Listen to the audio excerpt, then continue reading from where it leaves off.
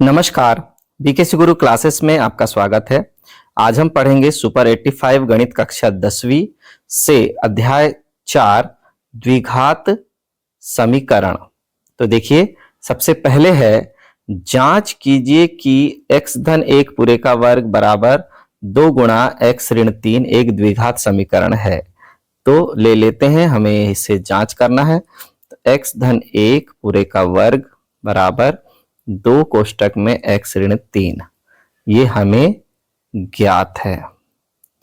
अब इसे हम आगे बढ़ाएंगे तो हो जाएगा पहली संख्या का वर्ग धन 2ab धन दूसरी संख्या का वर्ग a वर्ग धन 2ab धन b वर्ग, और दाईं तरफ हो जाएगा 2x, 2 अंदर जाएगा तो, और 2 तिया 6। सभी को हम इस तरफ ले आएंगे या फिर एक बार और हल कर लेते हैं। x वर्ग धन 2x धन 1 बराबर 2x ऋण 6। दोनों तरफ 2x 2x हैं तो आपस में कैंसिल हो जाएंगे या पक्षांतर करके कैंसिल हो जाएंगे। अब बचा x वर्ग धन 1 और ऋण 6 इस तरफ आ जाएगा तो धन 6 बराबर 0। तो हमें मिल गया x वर्ग धन 7 बराबर 0, समीकरण नंबर 1। तो लिख देंगे समीकरण 1 एक द्विघात समीकरण है। द्विघात समीकरण है, बस इतना करना है बच्चों। इसमें और चाहे तो आप लिख सकते हैं कि सबसे बड़ी घात 2 है, चर की सबसे बड़ी घात 2 है और उसका गुणांक 0 के बराबर नहीं है, अतः यह एक द्विघात समीकरण है। आगे लेते हैं नंबर 2।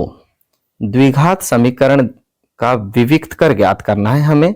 तो विविक्त कर ज्ञात करने के लिए क्या करना पड़ेगा? सबसे पहले हमें दिया हुआ है द्विघात समीकरण। क्या है द्विघात समीकरण?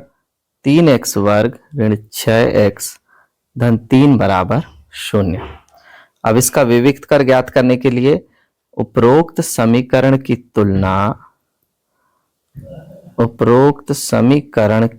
तुलना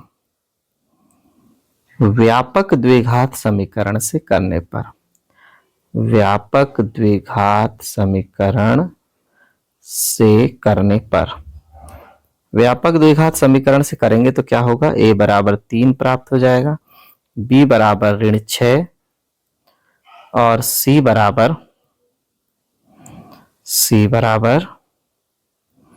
3। तो हमें क्या ज्ञात करना है? हमें ज्ञात करना है विविक्त कर। तो नीचे लिख देंगे विविक्त कर d बराबर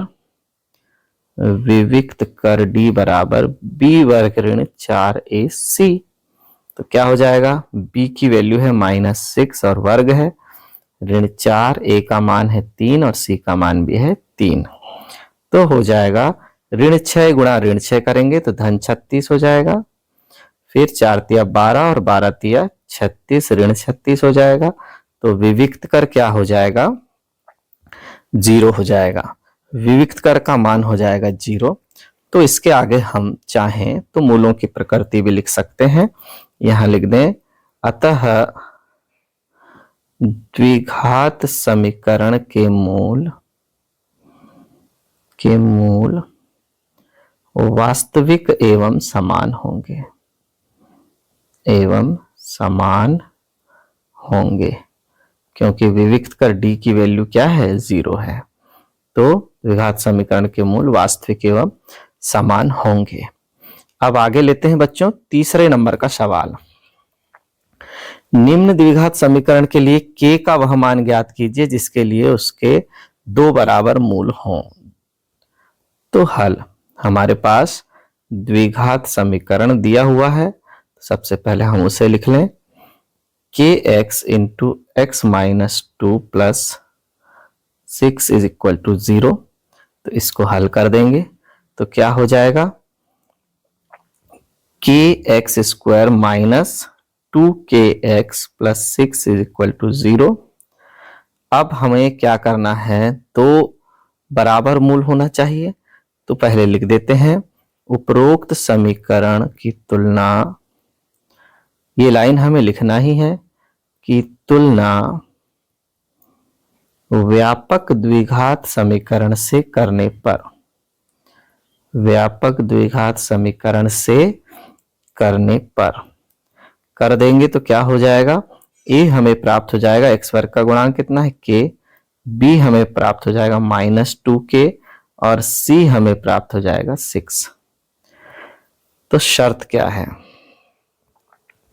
शर्त है हमारी कि दो बराबर मूल हों, दो बराबर मूल होंगे। यदि कब होंगे दो बराबर मूल, तो b वर्ग ऋण 4ac का मान 0 के बराबर होगा, विविक्त कर का मान 0 के बराबर होगा। तब मान रख देंगे, b का मान है ऋण 2 के, वर्ग है तो वर्ग, ऋण 4, a का मान है k और c का मान है 6 बराबर 0। ऋण 2 का वर्ग हो गया 4 और k का वर्ग बराबर हो गया ऋण 6 चौके 24 के बराबर 0। के को कॉमन ले लेंगे तो हो जाएगा 4k माइनस, या 4k को ले लीजिए कॉमन, 4k को कॉमन ले लेंगे तो हो जाएगा k माइनस 4 6 24 बराबर 0। जब k minus 6 is equal to 0 implies k is equal to 6, तथा जब दूसरे वाले को भी ले लेंगे 4k is equal to 0, k is equal to 0, तो क्या होंगे k बराबर 0 और k बराबर 6। तो लिख देंगे k बराबर 0 6 होने पर द्विघात समीकरण के दो बराबर मूल होंगे,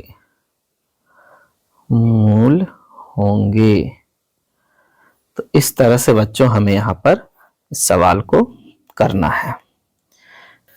चौथा प्रश्न है, द्विघात समीकरण 2x वर्ग ऋण 7x धन 3 के मूल द्विघाती सूत्र का उपयोग करके ज्ञात कीजिए। तो हल ले लेते हैं। इसमें हमें क्या दिया हुआ है, एक द्विघात समीकरण। सबसे पहले हमने लिख दिया द्विघात समीकरण क्या है, 2x वर्ग ऋण 7x धन 3 बराबर 0। इसके हमें द्विघाती सूत्र का उपयोग करके मूल्य ज्ञात करना है। तो मूल ज्ञात करने के लिए उपरोक्त, ये दे दीजिए समीकरण नंबर 1, उपरोक्त समीकरण की तुलना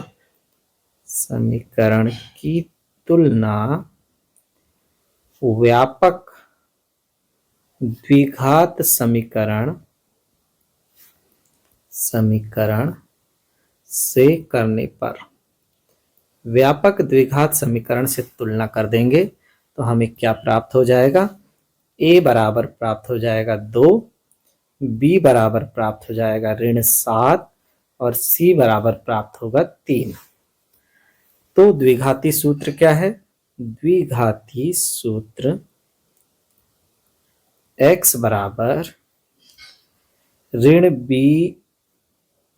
धन ऋण अंडर रूट b वर्ग ऋण 4ac पूरे के बटे 2a। हम मान रख देंगे, ऋण तो पहले से है और b का मान है ऋण 7 धन ऋण अंडर रूट b वर्ग यानी ऋण 7 का वर्ग ऋण 4 गुणा a का मान है 2 और c का मान है 3 पूरे के बटे 2a। अब हो जाएगा ऋण 7 और ऋण मिलकर हो जाएगा 7 धन ऋण अंडर रूट ऋण 7 का वर्ग हो गया 49, फिर ऋण 4 दूनी 8 8 त्रिक 24 बटे 2, a का मान है 2। तो हमें प्राप्त हो जाएगा 7 धन ऋण अंडर रूट 25 हो जाएगा, 49 में से 24 जाएगा तो बटे 4, x का मान हमें इस तरह से प्राप्त हुआ। अब एक बार हम ले लेंगे धन चिन्ह लेने पर, धन चिन्ह लेंगे तो x बराबर क्या होगा, 7 धन, इसको एक बार और हल कर देते हैं, 7 धन ऋण 5, 25 का वर्गमूल 5 हो गया और ये 4, 7 धन 5, ऋण चिन्ह नहीं रहेगा, यहाँ केवल धन चिन्ह रहेगा, बटे 4, 12 बटे 4 और कट गया तो 3। इसी प्रकार ऋण चिन्ह लेने पर हो जाएगा x बराबर 7 ऋण 5 बटे 4, ये भी यहां पर हमने ऋण चिन्ह ले लिया, बराबर 2 बटे 4 1 बटे 2। तो द्विघात समीकरण के मूल क्या हो जाएंगे? द्विघात समीकरण के मूल x बराबर 3 1 बटे 2 हैं। ये हमारा आंसर हो जाएगा बच्चों। अब बढ़ते हैं 5वें सवाल की तरफ। 5वां सवाल है गुणनखंड विधि से द्विघात समीकरण x वर्ग ऋण 3x ऋण 10 बराबर 0 के मूल ज्ञात कीजिए। कैसे करेंगे? हल लिख देते हैं। यहां पर हमारे पास द्विघात समीकरण लिख देते हैं। क्या है द्विघात समीकरण? x वर्ग ऋण 3x ऋण 10 बराबर 0।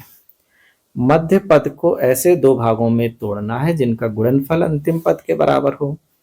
तो x स्क्वायर ऋण और ये 3 की जगह को खाली किया, फिर x फिर ऋण 10 बराबर 0। अंतिम पद के सामने जो चिन्ह है वही चिन्ह हमें बीच में लगाना है। 10 के सामने ऋण का चिन्ह है तो हमने ऋण को बीच में लगा दिया।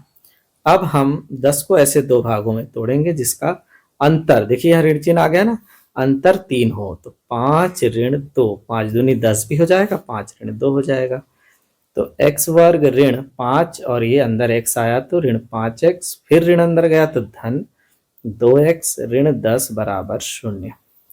अब दो दो के जोड़े बना लेंगे तो इन दोनों में से क्या बाहर निकला? x, अंदर बचेगा x ऋण 5।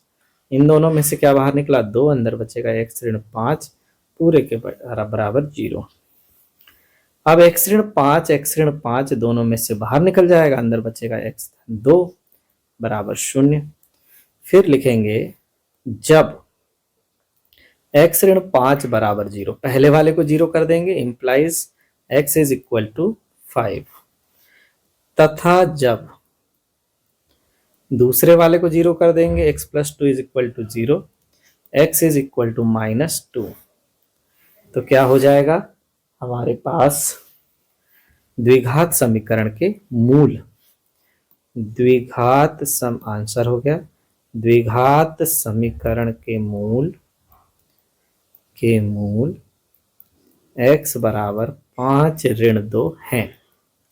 इस तरह से हमारा 5वें सवाल का हल करना है बच्चों। आगे है 6वां सवाल। द्विघात समीकरण 3x वर्ग ऋण 4 करणी 3x धन 4 बराबर 0 के मूलों की प्रकृति ज्ञात कीजिए। मूलों की प्रकृति ज्ञात करने के लिए हमें विविक्त कर ज्ञात करना होता है। तो सबसे पहले कर देंगे हल द्विघात समीकरण। ये ले लिया मैंने द्विघात समीकरण। क्या है? 3x वर्ग ऋण 4 करणी 3x धन 4 बराबर 0। विविक्त कर ज्ञात करने को आए चाहे मूलों की प्रकृति ज्ञात करने को आए, हमें मूलों की प्रकृति ही ज्ञात करना है, विविक्त कर ही ज्ञात करना है। तो लिख देंगे उपरोक्त समीकरण की तुलना व्यापक द्विघात समीकरण से करने पर, व्यापक द्विघात समीकरण से करने पर, व्यापक द्विघात समीकरण से तुलना करेंगे तो क्या होगा? a बराबर 3, b बराबर ऋण 4 करणी 3, c बराबर 4। तो हो जाएगा विविक्त कर d बराबर हो जाएगा b वर्ग ऋण 4 ac। तो क्या होगा बच्चों? b वर्ग यानी ऋण 4 करणी 3 का वर्ग, ऋण 4 a का मान है 3 और c का मान है 4।